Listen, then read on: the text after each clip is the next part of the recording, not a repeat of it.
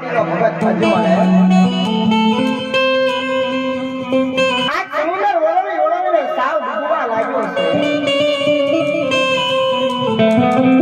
આજ એની વારે ન જાવ ને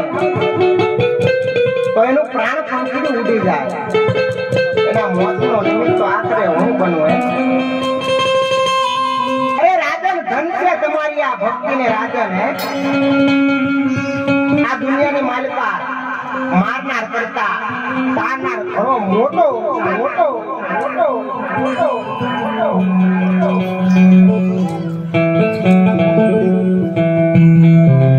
લાવ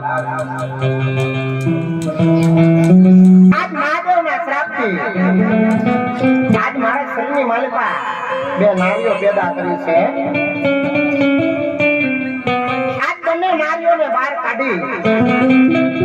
16 વર્ષની નાની એવી સુંદરી બનાવું હે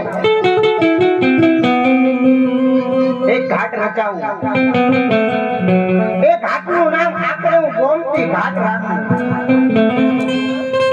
ગોમતી ઘાટે મારા ભગત અજમલને આજે બે ભાન મૂકવું